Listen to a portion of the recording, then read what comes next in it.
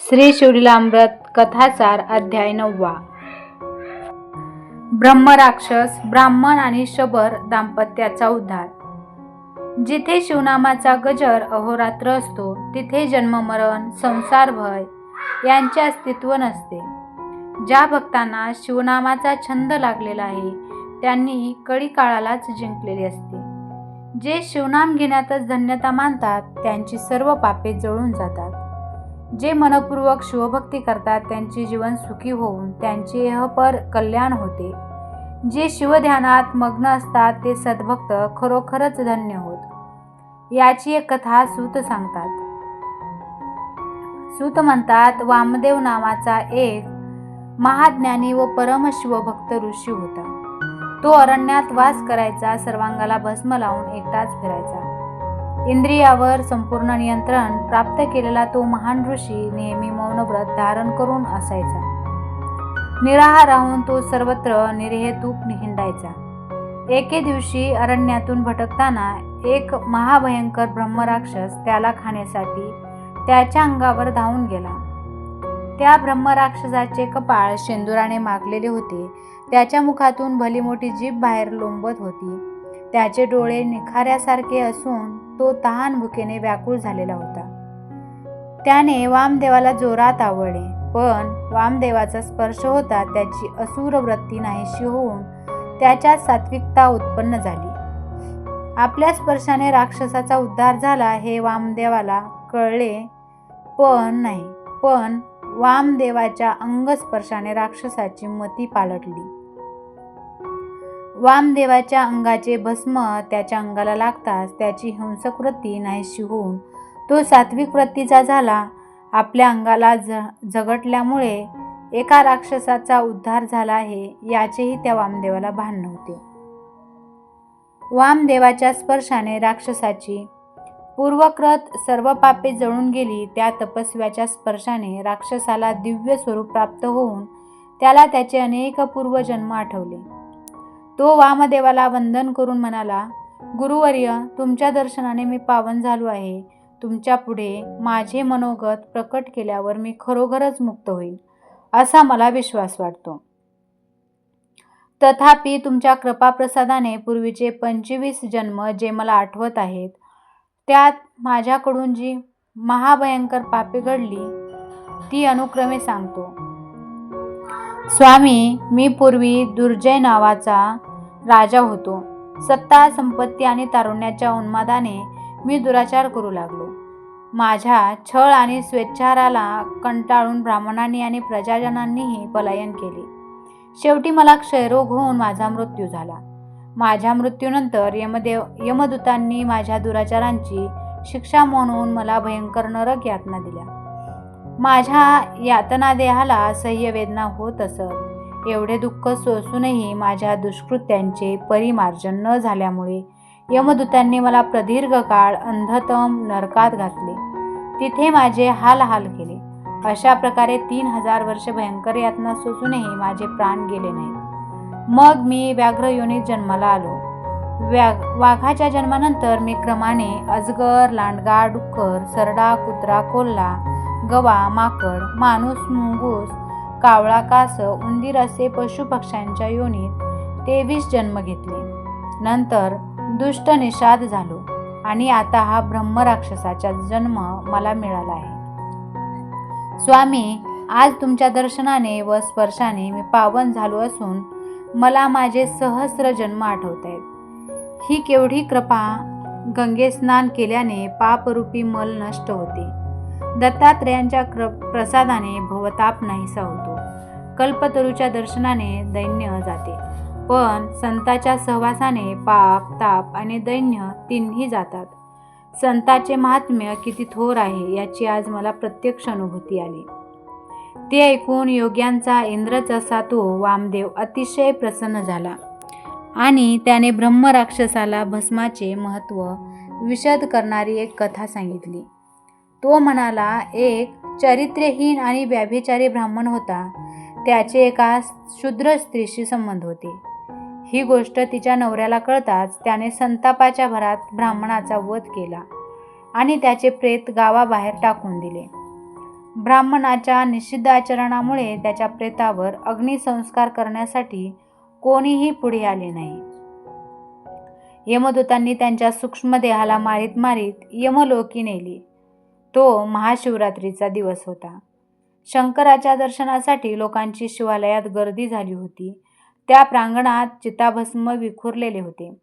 एक कुत्रा तिथे येऊन बसला, त्यामुळे त्याच्या अंगाला भस्म लागले. थोड्या वेळाने कुत्रा ब्राह्मणांच्या प्रेतापाशी गेला. त्यावेळी कुत्र्याच्या अंगाचे भस्म प्रेतास लागताच भस्म प्रभावाने ब्राह्मणाची सर्व पापे जळून गेली आणि यमदूतांनी त्याला नरकातून बाहेर काढले. शिवदूत विमान घेऊन आले आणि त्यांनी सन्मानाने ब्राह्मणाला शिवलोकी नेले. भस्म हे शिवाचे अत्यंत पवित्र भूषण असून त्याचे महात्म्य अवर्णनीय आहे. ब्रह्मराक्षसाने भस्मधारणा करण्याविषयी अधिक माहिती विचारली. तेव्हा वामदेवाने मंदार पर्वतावर शंकराने देवांना जो भस्म महिमा सांगितला होता तो ब्रह्मराक्षसाला सांगितला. वाळलेले गोमय जाळून मिळालेले भस्म सर्वोत्तम होय, त्यालाच विभूती म्हणतात. ते भस्म शिवगायत्री मंत्राने अभिमंत्रित करून प्रथम अंगठ्याने आपल्या कपाळावर खालून वर असे उभे लावावे. नंतर मस्तकाभोवती लावावे. तर्जनी व करंगळी वगळून मधले बोट व अनामिका यांनी ते लावावे. याच 2 बोटांनी कपाळावर भस्माच्या 2 रेषा लावाव्यात. मग तर्जनी वगळून अन्य 3 बोटांनी शरीराच्या सर्व मुख्य मर्मस्थानी असे भस्म लावावे. 3 बोटांनी भस्माच्या 3 रेघा काढणे यालाच त्रिपुंड म्हणतात. अशा प्रकारे भस्म धारण केल्याने अगम्य स्त्रियांशी गमन, मदिरापान, अभक्षभक्षण, गोहत्या, ब्रह्महत्या अशी महापातके नष्ट होतात. वामदेवाच्या तोंडून भस्म महात्म्य ऐकताच ब्रह्मराक्षस दिव्य रूप पावला. एक देदीप्यमान विमान येऊन त्याला शिवलोकी घेऊन गेले. तेथे तो शिवस्वरूप होऊन राहिला. असा आहे सत्संगाचा महिमा. वामदेवाच्या अल्पसंगतीने ब्रह्मराक्षसाचा उद्धार झाला. मंत्र, तीर्थ, ब्राह्मण, देव, गुरु, यज्ञ, ज्योतिषी व औषध यांच्याविषयी नेहमी श्रद्धा असावी. कारण ज्याची जशी श्रद्धा तशी त्याला अनुभूती येत असते. भस्मधारण्याचे महात्म्य वर्णन करणारी अजून एक कथा सूत पुढे सांगतात. शबर दाम्पत्याचा उद्धार झालेला आहे. जो श्रद्धेने भस्मधारण करतो त्यावर कायम शंभूची कृपादृष्टी असते. पांचाळ देशाचा अतिपराक्रमी राजा सिंहकेतू एकदा आपल्या सैन्यदलासह अरण्यात शिकारीसह गेला होता. काही भिल्लही त्याच्याबरोबर होते. ते राजाबरोबर सर्वत्र हिंडत असताना एका भिल्लाला पडके शिवालय दिसले. त्याच्या गाभाऱ्यामध्ये शिवलिंग जमिनीतून वर येऊन आडवे पडलेले होते. ते शिवलिंग त्याने राजाला दाखविताच राजा म्हणाला, हे शिवलिंग अतिशय चांगले असून तुला मोठ्या भाग्याने मिळाले आहे. पण याची भावभक्तीने पूजा केली पाहिजे. त्याचा देखावा नको. भिल्ल म्हणाला, महाराज, मी हे शिवलिंग घरी नेतो, पण त्याची पूजा कशी करावी हे तुम्ही समजावून सांगा. राजाने भिल्लाला पूजेचा साधा विधी सांगितला आणि तो पुढे म्हणाला, शंकराला चिताभस्म अतिशय प्रिय आहे. रोज नवे चिताभस्म मिळाले तर उत्तम. निष्ठावान शिवभक्त शंकराला आधी चिताभस्म वाहून मगच नैवेद्य दाखवतात. ही गोष्ट राजाने भिल्लाला माहितीसाठी म्हणून सांगितली. कारण रानावनात राहणाऱ्या भिल्लास रोज नवे चिताभस्म न मिळून त्याची पंचायत होईल म्हणून राजाने त्याला आधीच साधा पूजाविधी सांगितला होता. पण राजाच्या बोलण्यावर पूर्ण विश्वास ठेवून त्या भिल्लाने आपण चिताभस्म अर्पण करूनच नित्य पूजा करायची असे ठरवले. एका सुमुहूर्तावर त्या शिवलिंगाची प्राणप्रतिष्ठा करून दोघे भिल्ल पती पत्नी शंकराची नित्यपूजा करू लागले. भिल्ल नगरातील स्मशानातून रोज नवे चिताभस्म आणून शंकराला व्हायचा. आरती झाल्यावर त्याची पत्नी घरातून नैवेद्य घेऊन येई आणि नैवेद्य अर्पण केल्यावर ते दोघे हात जोडून शिवस्तवन करीत असत. अशा प्रकारे कित्येक दिवस त्यांचे पूजन चालले होते. एकदा शंकराने त्यांची निष्ठा पाहण्याचे ठरवले. त्या दिवशी शबराला कुठेही चिताभस्म सापडले नाही. त्यामुळे तो निराशेने घरी आला. त्यावर शबरीने भिल्लाला, मी स्वतः दहन करून घेते, ते चिताभस्म शंकराला वाहून तुम्ही यथाविधी सांब पूजन करा. असे सांगितले. शंकराचे स्मरण करून तिने स्वतःच्या वस्त्रांना अग्नी लावला. ती अग्नी जळून भस्म झाली. आपल्या आराध्य दैवतांच्या पूजेत खंड पडू नये म्हणून तिने आत्मसमर्पण केले. चिताभस्म घेऊन भिल्ल पूजास्थानी आला आणि आसन मांडून त्याने शंकराची पूजा केली. त्याने शंकराला चिताभस्म वाहिले आणि ती नैवेद्याची वाट पाहू लागला. शबराचा एक नियम होता की तो शिवपूजेतून कधीही उठत नसे. त्याची पत्नी नैवेद्य घेऊन येत असे. त्या दिवशी तो शिवपूजत इतका निमग्न झाला होता की आपली पत्नी आज हयात नाही याचे त्याला स्मरण नव्हते. शंकराचे एक वैशिष्ट्य म्हणजे तो सर्व अपराध क्षमा करतो, पण नैवेद्याला उशीर झालेला त्याला अजिबात चालत नाही. तसे झाल्यास तो रागवतो. हे शबराने ऐकले होते. तो आपल्या पत्नीला सवयीने हाका मारून नैवेद्य आणण्याविषयी सांगू लागला. तर काय आश्चर्य! हाकेसरशी त्याची पत्नी नैवेद्य घेऊन मागे उभी राहिली. ती अप्सरांप्रमाणे दिव्य रूप झाली होती. त्या दोघांनी हात जोडून शंकराला वंदन केले. त्यांचे मनोभावे स्तवन केले. शबराचेही रूप पालटून तो शिवभक्त शबर शंकरासारखा दिसू लागला होता. तेवढ्यात एक दिव्य विमान आले. त्यातील शिवगणांनी शबराला व त्याच्या पत्नीला सन्मानाने विमानात बसवून शिवलोकी नेले.